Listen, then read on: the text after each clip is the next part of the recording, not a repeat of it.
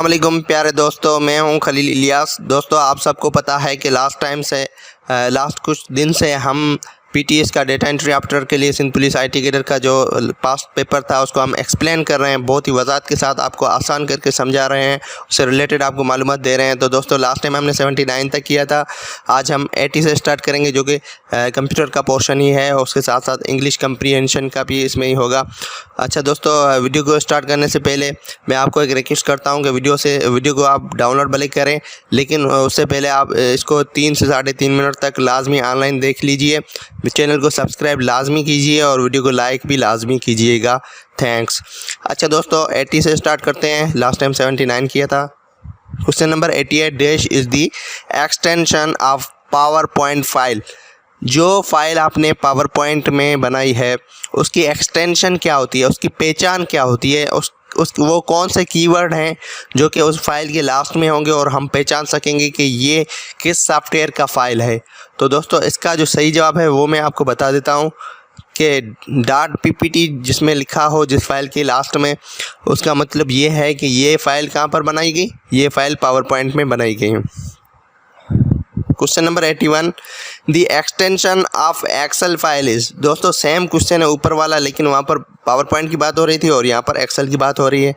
वो फाइल जो हमने एक्सेल में बनाई हो उसकी एक्सटेंशन क्या है, उसकी पहचान क्या है। दोस्तों, उसकी पहचान अगर 2007 वाला सॉफ्टवेयर है MS एक्सेल का और उसमें आपने डिज़ाइन किया है, उसमें आपने बनाया है, तो फिर उसकी पहचान होगी XLS। लेकिन अगर 2007 से बाद वाले किसी सॉफ्टवेयर में आपने बनाया होगा तो फिर उसकी पहचान होगी XLSX। तो ये XLS जो है 2007 वाले सॉफ्टवेयर तक इसकी पहचान है। उसके बाद जो भी सॉफ्टवेयर है उसमें इसकी जो एक्सटेंशन होती है वो होती है XLSX। ठीक है दोस्तों। अच्छा फ्रेंड्स, तो हमारे पास 82 में है which can be used for quick access to commonly used command in tool। दोस्तों, यहाँ पर बात हो रही है कि वो टूल्स जो हम आमतौर पर यूज़ करते हैं, कॉमनली हम यूज़ करते हैं और हम चाहते हैं कि हम उन पर क्विक एक्सेस कर सकें, जल्दी रसाई कर सकें, तो वो कहाँ पर होते हैं। ठीक है। तो दोस्तों, इसमें से जो सही जवाब है वो है टूल बार, जिसको हम क्विक एक्सेस टूल बार भी कहते हैं, जो कि यहाँ पर है। दोस्तों, ये क्यों यहाँ पर दिया गया होता है? दोस्तों, इसमें हम कस्टमाइज़ कर वो ऑप्शन रख सकते हैं जो कि हम कॉमनली यूज़ करते हैं और हम चाहते हैं कि हम उनको क्विक एक्सेस कर सकें, जल्दी से जल्दी रसाई कर सकें। वैसे तो हमारे पास बहुत सारे मेन्यूज़ हैं, हम उसको ओपन करेंगे, फिर उसमें ऑप्शन आ जाएंगे, फिर उसको ओपन करेंगे, फिर उसमें ऑप्शन आ जाएंगे, मतलब कि टाइम वेस्ट होगा।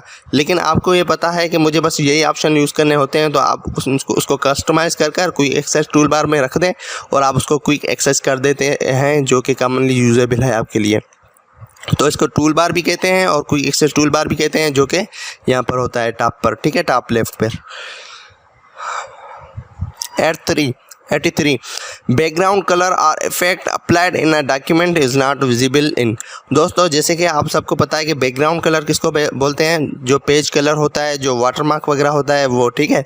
तो आप देख सकते हैं, जैसे कि मैं डिज़ाइन में आया, ठीक है, और मैंने क्या किया, पेज को कलर दे दिया, ये कलर दे दिया मैंने, एक ये वाला।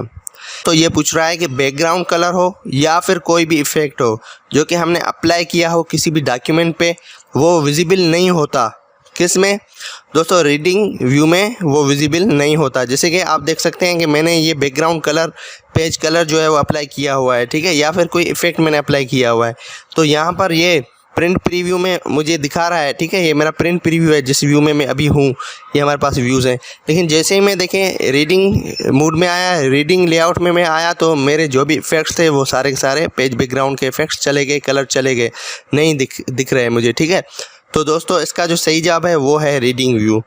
और वेब लेआउट व्यू जो है, वेब लेआउट व्यू में भी हमें ये दिखाई देता है, इसलिए ये इसका जवाब सही नहीं है। इसका जो जवाब सही है वो हमारे पास है रीडिंग व्यू। तो अभी मेरा काम ख़त्म हुआ, तो मैं इसका जो पेज कलर है वो फिर से नो कलर कर देता हूँ। अच्छा दोस्तों, 84 में using find command in Word we can search. दोस्तों, फाइंड की कमांड जो है वो MS ऑफिस वर्ड में यूज़ करने से हम सर्च कर सकते हैं, ढूंढ सकते हैं इनमें से क्या क्या। दोस्तों, हम कोई भी फॉर्मेट ढूंढ सकते हैं, मतलब कि वो अल्फाज जो कि बोल्ड हो, इटालिक हो, ठीक है, इस तरह भी हम ढूंढ सकते हैं। अगर कोई सिंबल हो तो सिंबल भी हम ढूंढ सकते हैं, कोई कैरेक्टर हो उसको भी हम ढूंढ सकते हैं। तो इसका जो जवाब है सही वो है ऑल ऑफ दीज, ठीक है, तो इसका डी जवाब सही है। 85 है हमारे पास। 85 में हमसे पूछ रहा है which of the following symbols set would be most likely to contain a mathematical symbol such as degree sign, greater than और इक्वल टू और अ ग्रीक लेटर। दोस्तों यहाँ पर बात हो रही है कि हमारे पास नीचे कौन सिंबल में से जो हमारे पास सिंबल के सेट्स होते हैं, मैं आपको समझाता हूँ कि सिंबल के सेट्स कौन से होते हैं, ठीक है, उनमें से कौन सा सेट है जिसमें मैथमेटिक्स की ज़्यादा सिंबल्स होती हैं। तो दोस्तों यहाँ पर हमारे पास जो करेक्ट आंसर है वो हमारे पास है सिंबल। तो दोस्तों ये मैं आपको समझाता हूँ कि हमारे पास इंसर्ट में ऑप्शन है सिंबल का, ये, ठीक है, मोर सिंबल। दोस्तों यहाँ पर हमारे पास बहुत सारे सेट्स बने हुए हैं, ठीक है, ये आप देख सकते हैं सेट्स हैं, और इन सब में अलग अलग डिज़ाइंस हैं, अलग अलग स्टाइल्स हैं, अलग अलग सिंबल्स हैं। तो इनमें से ये पूछ रहा है कि वो कौन सा सेट है जिसमें मैथमेटिक्स की ज़्यादा सिंबल्स हैं, ठीक है।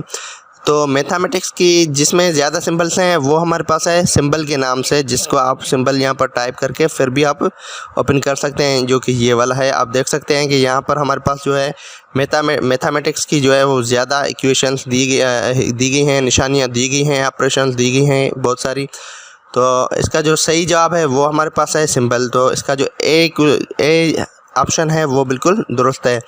वो सिंबल का सेट जिसमें ज़्यादा मैथमेटिक्स की साइंस हैं वो हमारे पास सिंबल सेट है, ठीक है।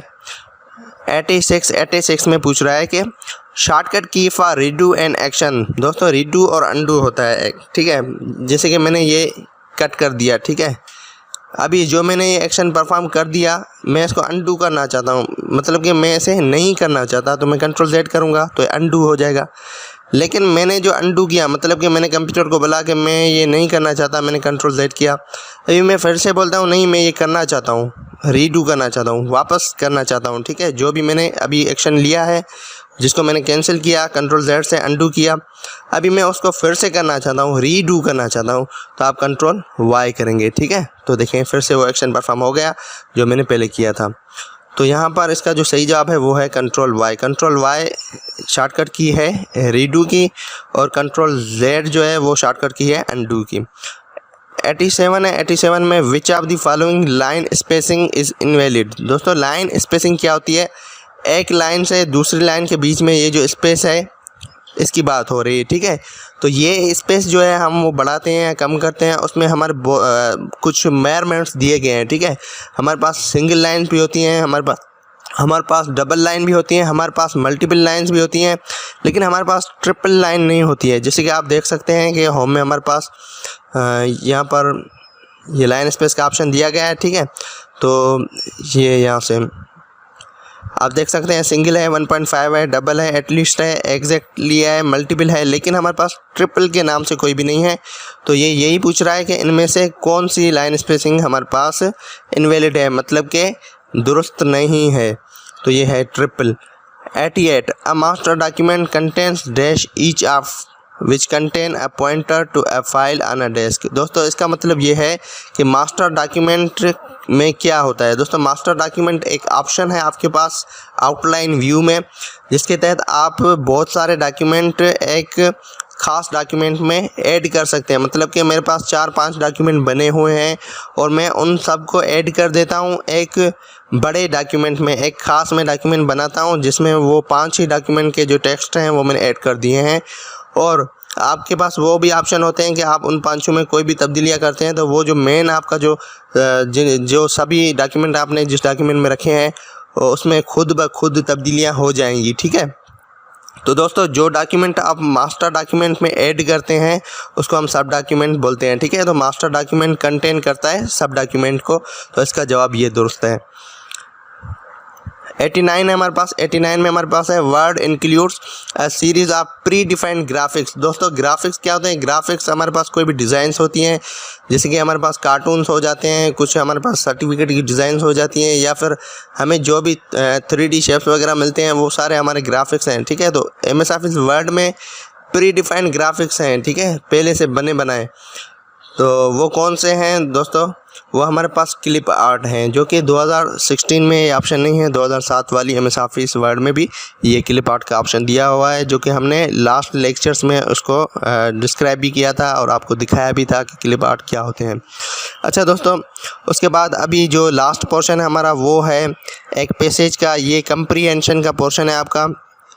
कंप्रीहेंशन के पोर्शन में आपको क्या दिया जाता है दोस्तों? आपको एक पैराग्राफ दिया जाता है जो कि आपको केयरफुली रीड करना होता है और नीचे उसी में से ही कुछ सवाल दिए गए होते हैं और उनके राइट जवाब देने होते हैं। तो फ्रेंड्स, आप जो है वीडियो को पॉज करके ये मुकम्मल पढ़ लीजिए, ठीक है, मैंने पहले से पढ़ा हुआ है। तो मैं आपको इसके जवाब बताता हूँ। Naval architects never claim that a ship is. दोस्तों, यहाँ पर कहीं पर ये इन्होंने बयान किया है कि नेवल आर्किटेक्ट्स क्लेम नहीं करते हैं कि शिप हो सकती है, क्या हो सकती है, ठीक है। तो दोस्तों, आप इसमें जो है ये देख सकते हैं, फर्स्ट क्वेश्चन का जवाब है naval architects never claim that a ship is unsinkable. तो इन सवालात के जवाब इन पैराग्राफ में ही होते हैं, वो ही आपको ढूंढने होते हैं। जैसे कोई टीचर होता है, वो सवाल जवाब 8 क्लास तक जो भी क्लासेस होते हैं, तो सवाल जवाब वो किताबों में से निकाल के पढ़ाते हैं, लिखाते हैं, ठीक है, फेयर बुक करवाते हैं, ऐसा ही है। तो इस फर्स्ट सवाल का जो जवाब है वो है अनसिंकेबल। तो आप देख सकते हैं कि यहाँ पर बात हुई थी अनसिंकेबल की, इसलिए यहाँ पर सी जवाब दुरुस्त है। अकॉर्डिंग टू पैराग्राफ के मुताबिक शिप वाज वेल, जो शिप थी वो बिल्कुल ही सही थी। डैश एंड केयरफुली मेंटेन्ड, जो शिप थी वो बहुत ही बेहतरीन डैश थी और बहुत ही केयरफुली मेंटेन्ड थी। तो यहाँ पर इसका जो जवाब है वो है डिज़ाइंड, वेल डिज़ाइंड, ठीक है, जो शिप है वो बिल्कुल वेल डिज़ाइंड थी। पैराग्राफ में तो हम इसको डिस्कस कर लेते हैं। पहले यहाँ पर ये पूछ रहा है according to paragraph ship was well dash and carefully maintain. तो यहाँ पर हमारा डिज़ाइंड होगा, ठीक है। डिज़ाइंड क्यों होगा, हम ये पैराग्राफ में ढूंढते हैं। यहाँ पर बात हो रही है कि it was well designed and carefully maintained, ठीक है। तो यहाँ पर इसलिए हमारे पास जवाब हुआ डिज़ाइंड।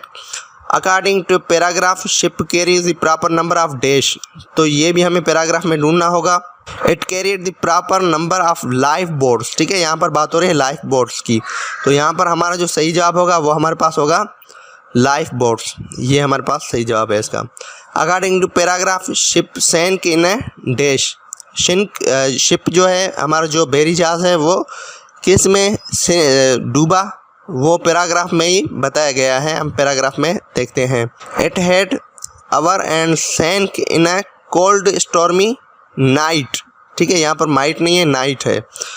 तो दोस्तों यहाँ पर ऑप्शन होगा हमारे पास स्टॉर्मी, कोल्ड स्टॉर्मी नाइट।